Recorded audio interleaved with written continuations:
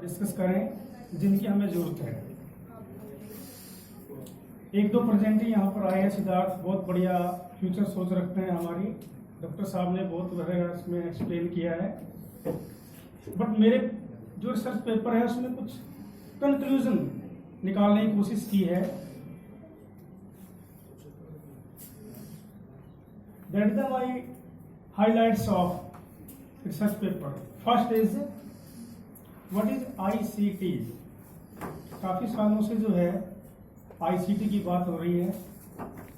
हम उसका यहाँ यूज बताना चाहेंगे कि किन कॉर्पोरेट सेक्टर्स में उसका यूज है और किन गवर्नमेंट इंस्टीट्यूशन में उसका वास्तविक यूज हो रहा है। देखिए, बातें तो बहुत ज्यादा होती हैं बड़ी बड़ी, किंतु इम्प्लीमेंटेशन की बात जहाँ होती है तब हम उसको मानते हैं कि हमारी पॉलिसीज कामयाब हुई है या नहीं हुई है। सेकेंड, इस आईसीटी के कारण हमें अपने बिजनेस में कितने बदलाव लाने पड़े हैं, रिसेंटली क्या क्या चेंजेस है, नहीं तो अदरवाइज हमारे बिजनेस जो सारे क्लोजनेस की तरफ जा रहे हैं।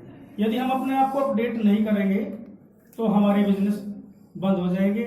इसलिए जरूरी है कि इस आईसीटी का यूज हम अपने बिजनेस सिनेरियो में करें। एंड थर्ड, चैलेंजेस हमारे सामने आएंगे कि क्या क्या चैलेंजेस जो है हम इसमें लेकर के फेस कर रहे हैं। And then conclude the government क्या हमारे लिए जो है इन पे इम्प्रूवमेंट कर सकती है। रोल ऑफ आईसीटी में ये कहूंगा कि चारों तरफ जो है हमारे इस तरह की एक इन्वायरमेंट बन चुका है, जैसे ई बैंकिंग, ई बिजनेस, ई मार्केटिंग, ई सप्लाई, मतलब ई का एक ऐसा दायरा हो गया है कि हम उससे बाहर नहीं आ सकते। इस दायरे से बाहर आने की जरूरत है। हमें अपने आप को अपडेट करना, हमें इस कंसेप्ट को समझना कि what is the electronic transactions. Business sectors की बात करें, अगर हम बिजनेस सेक्टर्स की बात करें तो बहुत सारी रिक्रूटमेंट्स और सिलेक्शंस कंप्लीटली ऑनलाइन हो चुकी हैं। इट मीन्स जब हम अपने आप को अपडेट नहीं करेंगे, इन कंसेप्ट्स को नहीं समझेंगे, अप्लाई करने का सिस्टम नहीं समझेंगे, तो ठीक उसी तरह से करेंगे जैसे एक एमकॉम का बच्चा एमकॉम कर लेता है किंतु बैंक में जाकर के ये खाता खोलना नहीं आता। वो रीजन कि उसने प्रैक्टिस वर्क किया ही नहीं, जाकर के पूछता है कि मैं व्हाइट पेपर लूं या येलो पेपर भरना है। ये हमारी कमजोरियां हैं कि हम उस प्रैक्टिकल वर्क को जानना ही नहीं चाहते, हम अपने उस ज्ञान को बढ़ाना ही नहीं चाहते, सिर्फ इन संख्याओं में और इन लैंग्वेजेस में उलझ करके रह जाते हैं। कुछ एक जो इंटेलिजेंट पर्सन है वो इनको समझाने की कोशिश करते हैं किंतु पूरा समाज इसको जानने की इच्छा नहीं रखता। यदि हम आज से 10 साल पहले की बात करें बैंकिंग की, तो बैंकिंग में जब हमने कंप्यूटराइज सिस्टम को यूज करना चाहा, गवर्नमेंट ने कंपलसरी किया, तो 50% से ज्यादा स्टाफ जो है वीआरएस ले गया क्योंकि वो लोग बदलना ही नहीं चाहते। अब हमारे सामने जो मेन चैलेंजेस आ गया वो ये है कि we are to ready for change the generation. हमें अपने आप को बदलना होगा। हम ओल्ड एज में आ चुके हैं, पढ़े लिखे होते हुए भी हम अपने आप को अनपढ़ की कैटेगरी में समझते हैं। यदि हमें आईसीटी के बारे में, इंफॉर्मेशन टेक्नोलॉजी के बारे में नहीं पता और ना ही हमें ऑपरेट करने का सिस्टम पता, उसका एक इजी वे क्या निकाला गया, मोबाइल पर तो आप फेसबुक फटाफट चला लेते हैं, ट्विटर कर लेते हैं, किंतु गवर्नमेंट्स के जितनी भी स्कीम्स हैं उनको अडॉप्ट करने में और उनको इंप्लीमेंट करने में हमें बहुत हेजिटेशन होती है। चैलेंज सबसे पहले बिजनेस की बात करें, कॉर्पोरेट सेक्टर्स को सबसे पहले अपनी बिजनेस स्ट्रेटजी चेंज करनी पड़ेगी, अडॉप्ट करना पड़ेगा आईसीटी को, इंफॉर्मेशन टेक्नोलॉजी को और कम्युनिकेशन सिस्टम को, यदि उसे अपना बिजनेस जो है एग्जिस्ट करना है। ई कॉमर्स की बात कर रहे हैं, 1997 से सुन रहा हूं ई कॉमर्स। छोटा सा मीनिंग है कि हम मैनुअल काम करते थे और उसको हमने इलेक्ट्रॉनिक्स में चेंज करना है। इसको समझाने के लिए यूनिवर्सिटीज ने हजारों बच्चों को पीएचडी करवा दी। क्या बेनिफिट हुआ उसका? यदि वो इंप्लीमेंट जर्नलाइज नहीं हुआ, यदि उसका रेलिवेंट आम पब्लिक तक नहीं पहुंचा, तो उस रिसर्च का कोई फायदा नहीं है। मैं चाहता हूं कि जो रिसर्च स्कॉलर्स हैं वो एक मैसेंजर बने, गवर्नमेंट के मैसेंजर बने, यूनिवर्सिटीज के मैसेंजर बने और अपना मैसेज थ्रू विलेजेस में जाए, शहरों कस्बों में जाए, जहां लोग हैं, इन कॉन्फ्रेंसेज में जाए और उसको प्रैक्टिकल वर्क में समझाएं कि दैट इज द प्रॉब्लम। और उस प्रॉब्लम को समझने के लिए हमें अपने अंदर की इच्छा शक्ति जगानी पड़ेगी। ई बैंकिंग सिस्टम में देखिए, due to ATM, e mobile banking, internet banking, online open wallet, Paytm, भीम, UPI, recharges, pay bill apps, send money, pay utilities, there is big change. और इन सब बातों का आपको पता है? मुझे ईमानदारी से बता दो कितने यूज करते हैं आप इन चीजों को? सरकार सिर्फ पटक करके बैठ गई है कि आधार कार्ड बनवा लो। नहीं जी, घर ही आएंगे बनाने। कमजोरी कहां है, ड्रॉबैक्स कहां है हमारे अंदर? हम इनिशिएटिव लेना ही नहीं चाहते। That is the problem. और ये चेंज वो रेगुलेटरी चेंज है जिसमें हमें थोड़ा थोड़ा ज्ञान अभी आना शुरू हुआ है। हम अपना पैसा मोबाइल से ट्रांसफर करते हैं, हम अपने मैसेज रिसीव करते हैं कि हमने क्रेडिट किया है या डेबिट किया बैंकिंग से, बस यहां तक सीमित है, इससे आगे नहीं। यदि बैंक कहता है कि आप इंटरनेट बैंकिंग ले लीजिए, नहीं बात नहीं, कैसे चलाएंगे हम? तो ये प्रैक्टिकल वर्क है, ABCD है आज के इस नए जमाने की, जो हमें सीखनी पड़ेगी। यदि नहीं सीखते तो आप चाहे PhD हो, चाहे कितने भी पढ़े लिखे हो, इस युग में आप अनपढ़ हैं, मैं समझता हूं। ई पेमेंट्स की बात करें, सभी सर्विस सेक्टर्स में, चाहे वो बिजनेस चाहे कारपोरेट सेक्टर्स है, पेमेंट्स की बात होती है। आपके पास इतने ज्यादा ऑप्शन आते हैं जिन्हें आप देखना नहीं चाहते। एक याद आ गई मुझे, जैसे ही कोई ऐप आप डाउनलोड करते हैं तो आपके पास एक एग्रीमेंट की लिस्ट आती है, एग्री करें या ना करें। आप बिना सोचे समझे उसको एग्री कर देते हैं, मेंबर बन जाते हैं। आपको ये नहीं पता कि आपका क्या कुछ चला गया, सारा कुछ चला गया भाई साहब आपका। अगर उस टर्म कंडीशन को आप पढ़ लो तो जिंदगी में दोबारा किसी फेसबुक को, ट्विटर को जो है ना, अपने ऐप को डाउनलोड नहीं करोगे। आपको पता भी नहीं कि आपकी कितना पर्सनल डाटा जो है उनके पास, कंपनीज के पास जो है स्टोर हो गया है। और कभी भी किसी भी समय जब आप जो देख रहे हैं वो कंपनी के उन हाई पावर्स को पूरी पावर है कि उसको वो रिसीव करके देख सकते हैं। तभी ये क्रिमिनल पकड़ जाते हैं। क्रिमिनल जो क्राइम करके दौड़ते हैं, इनको कैसे पकड़ते हैं? वो एक यही सिस्टम है। फिर वो हम वहां कंटेक्ट करते हैं, अपनी फेसबुक का जो अथोराइज पर्सन है वो बताता है हमें क्या करना है, इस तरह से।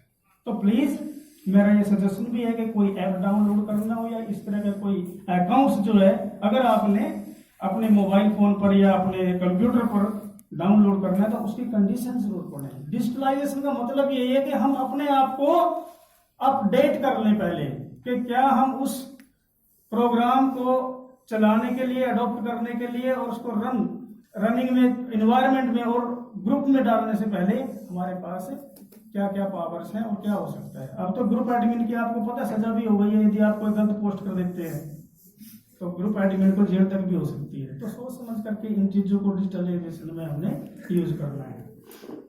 OTP आता है, कोई भी आप ट्रांजैक्शन करते हैं तो OTP आता है, उसका कोई टाइम फिक्स होता है 2 मिनट्स।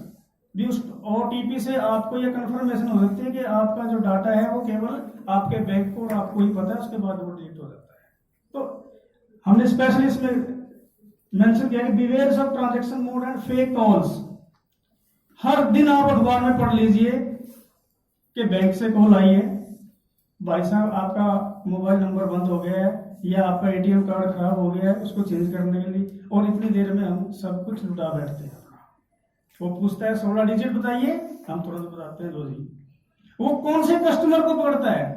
वो उन कस्टमर को पकड़ता है जिनके ATM खराब हो गए और उन्होंने अप्लाई कर रखा है बैंक में, या किसी वजह से उन्होंने अपनी रिक्वेस्ट डाल रखी है, उनको पता होता है कि ये लोग इस क्यू में हैं।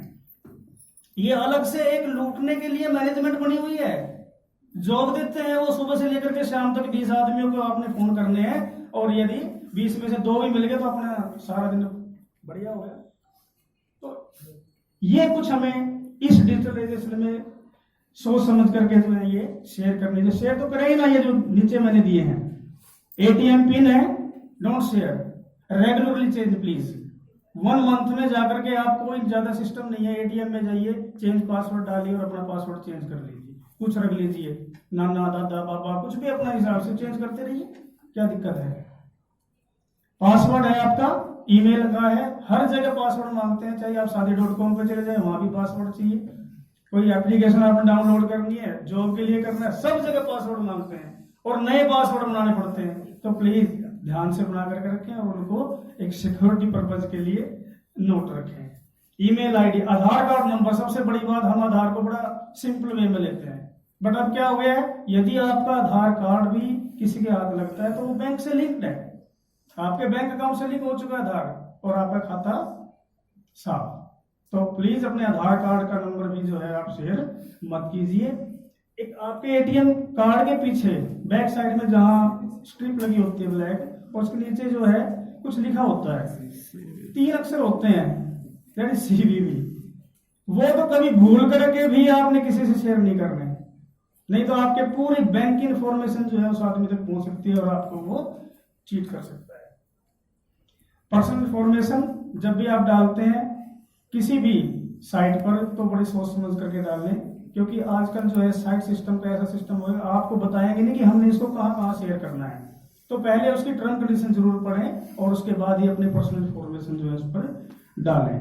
Read instruction carefully before create FB, Twitter, Instagram, WhatsApp etcetera. इन पर जाने से पहले सारा जो है आपने सावधान रहना है। आपने कल को जॉब करनी है, E-रिक्रूटमेंट से 1 बटन जो है क्लिक करते ही नेशनल इंटरनेशनल लेवल की आपको सारी जॉब नजर आ जाएगी। फिर वही सावधानी कि किस जॉब के लिए आप अप्लाई कर रहे हैं और किस पर्पज के लिए, और क्या आपका जो है आगे वर्क रहेगा, उस नेचर ऑफ वर्क को ध्यान में रखते हुए आपने जो है अप्लाई करना है। यानी कोई भी एप्लीकेशन है उसको जाकर के आपने अप्लाई कर देना है। E-सर्विसेज हैं, आजकल बहुत ज्यादा ऑफर आए हुए हैं। E-टिकट ट्रेंड बहुत ज्यादा जो है आज के समय में पॉपुलर हो गया है, चाहे आप मूवी में, ट्रेन में, बस में, फ्लाइट्स में, gift cards, hotel, taxi car, bike, amusement park, tour and travel etcetera, जितना भी आपने कुछ करना है वो सारा E-टिकट से जो है अवेलेबल हो रहा है। ये अपने आप में एक बहुत बड़ा बदलाव आ रहा है लाइफ में, और उसके साथ साथ जो है आपको मोटिवेट किया जाता है कैशबैक के लिए। अभी रिसेंटली स्टार्ट हुआ है कैशबैक। कोई भी आप प्रोडक्ट कीजिए, चाहे आप 10,000 का है चाहे 1 लाख का है, उस पर कैशबैक की जो है सिस्टम मार्केटिंग में शुरू हो गई है। तो ये सारे के सारी जो सुविधाएं हमें दी जा रही है E-सर्विसेज में, इनका हमें बेनिफिट उठाना है, किंतु डिजिटलाइजेशन के थ्रू ही, और कोई सिस्टम हमारे पास नहीं है इसमें। यहां पर मैं बात करना चाहूंगा second mode of research paper, some challenges. वो चैलेंजेस कौन से हैं हमारे सामने? हमारे सामने E-गवर्नेंस जो एप्लीकेशंस हैं उनको किस तरह से हमने जो है अपने लिए फैमिलियर करना है, और उनको फैमिलियर करने के लिए हमारे सामने चैलेंज कितने बड़े बड़े खड़े हैं। Most of the people in India are under BPL, illiterate तो नहीं कहेंगे बट बिलो पॉवर्टी लाइन। अगर उन लोगों से आप बात करके देखें, एक बार पर्सनली जाकर के इंटरव्यू लें, उनकी नॉलेज को चेक करें, तो 0%।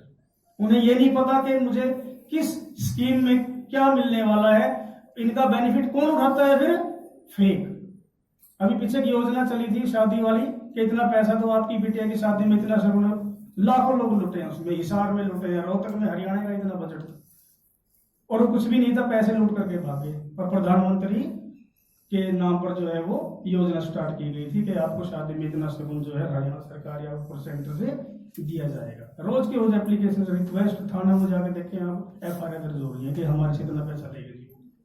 किस लिए, किस चीज का बेनिफिट उठाया? फिर वही बात, हमारे पास डिजिटलाइजेशन तो है पर ये नहीं है, उसको इम्प्लीमेंट करने का उसको तरीके का समझ नहीं है हमारे पास। बस किसी ने कहा कि ये योजना है, ऑनलाइन फॉर्म भरिए, ये कीजिए, वो कीजिए, लो जी 50 रुपए हो गया इन्हें और जाइए। दूसरी, हमें lack of awareness about the benefit of e governance activities. जो गवर्नमेंट की स्कीम चली हुई है, चाहे वो पेंशन स्कीम है, चाहे वो स्कॉलरशिप स्कीम है, चाहे वो बच्चों के बेनिफिट्स की है, चाहे वो यंग जनरेशन के जॉब की है, किस तरह की स्कीम है, चाहे वो सेंट्रल गवर्नमेंट की है, उनके बारे में जो है कोई इस तरह का प्लेटफॉर्म नहीं है कि जो आपको टेंडर कर दे भी इस तरह से आपने जॉब में अप्लाई करना है। तो ये सबसे बड़ी ड्रॉबैक जो हमारे सामने चैलेंज के रूप में आ रही है। ICT मैकेनिज्म गवर्नमेंट के डिपार्टमेंट्स में और दूसरे में बहुत कम जो है वो इंप्लीमेंट हो रहा है। एक रेवोल्यूशन है। अब हम कुछ अच्छी बातें करेंगे कि क्या होना चाहिए।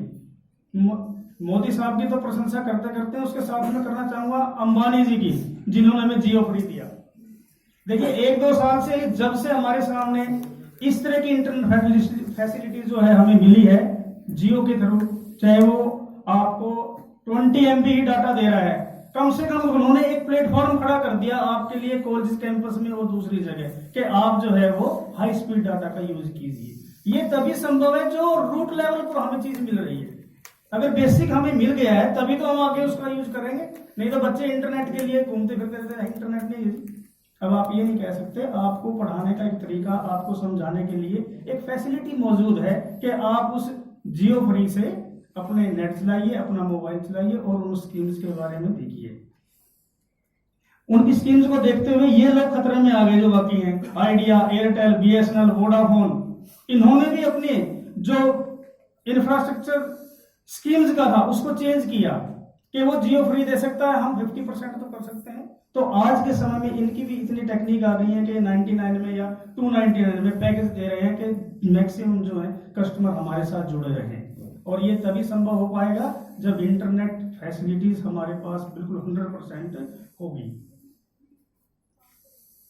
लैंग्वेज का बहुत बड़ा गैप है इंडिया की। अगर हम बात करें तो डिफरेंट कंट्री, डिफरेंट स्टेट्स में डिफरेंट जो है वो लैंग्वेजेस बोली जाती हैं। बट समस्या क्या है कि गवर्नमेंट के कॉर्पोरेट सेक्टर्स के जितने भी हमारे एप्लीकेशन हैं वो इंग्लिश लैंग्वेज में होते हैं। तो यहां पर भी हम ये कहना चाहेंगे कि थोड़ा सा जो है अगर एप्लीकेशंस को सिंप्लीफाई कर दिया जाए, एक गांव के आदमी को भी समझ में आ जाए। सिद्धार्थ की बात करूं, गांव में बहुत ज्यादा हमारे पास रिसोर्सेज है, बहुत ज्यादा फैसिलिटीज है, शहरों से ज्यादा है। अगर हम उसको यूटिलाइज करें, अगर उन लोगों को हम ये शिक्षा दीक्षा दें जाकर के वहां पर और इस तरह का वहां पर ये स्ट्रक्चर खड़ा करें तो उनकी बात भी समझ में आएगी। चाहे वो एक गरीब किसान है, चाहे वो एक गरीब मजदूर है, वो उस एप्लीकेशन को इंग्लिश लैंग्वेज के थ्रू नहीं बल्कि हिंदी लैंग्वेज में या उसकी रीजनल लैंग्वेज में समझाई जाए तो मुझे लगता है कि ये एक अच्छा स्टेप गवर्नमेंट का हो सकता है। आईसीटी जो पिछले 10 सालों से मैं देख रहा हूं उसका भी अगर इंडिया का लेवल देखें हम तो बहुत ही लो रहा है। Most of the people are not illiterate but who are illiterate they do not much knowledge about the ICT. जो हम जैसे भी लोग हैं वो भी उसमें इंटरेस्ट कम ले रहे हैं। तो माय सजेशन, इंटरेस्ट लीजिए इन स्कीम्स को, इन सिस्टम को समझने के लिए अपने आप को उस तरह से बदलिए जैसे वक्त चाहता है।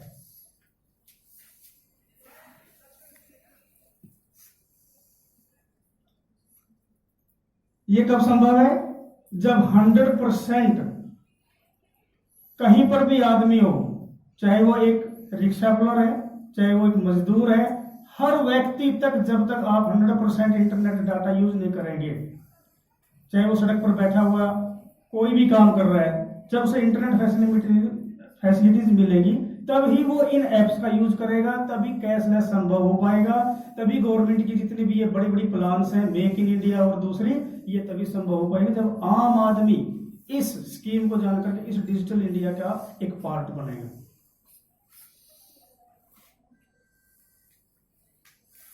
एक चेतावनी देना चाहता हूं लास्ट में, second last part is research paper है keep data update up to 31 March 2018। एक डेडलाइन आई हुई है, अखबारों में भी दी हुई है, पर देख लो कितने अवेयर हम लोग। उन्होंने कहा है कि आप अपने मोबाइल नंबर जितने भी है उसको लिंक करा दीजिए आधार के साथ, अपने बैंक अकाउंट्स कराइए, अपनी LIC जो भी आपने करवानी है। अदरवाइज परसों का आप न्यूज़पेपर पढ़ें कि 31 के बाद आपकी पॉलिसीज डेड हो जाएंगी। जितने भी आपकी गवर्नमेंट स्कीम के बेनिफिट आप उठाना चाहते हैं, अगर आप आधार से लिंक नहीं कराएंगे तो वो सारी गवर्नमेंट आपकी बंद कर सकती है। तो ये डेडलाइन है आपके लिए। अभी भी जो लोगों ने ये काम नहीं किए हैं, चाहे वो राशन कार्ड है, चाहे पैन नंबर है, वोटर कार्ड है, बैंक अकाउंट्स हैं और मोबाइल नंबर्स हैं, वो प्लीज 31 मार्च तक इनको अपडेट करवा लीजिए। घर नहीं आएंगे वो, आपको ही जाना पड़ेगा उसके लिए। गवर्नमेंट वेबसाइट्स जो हैं मोस्टली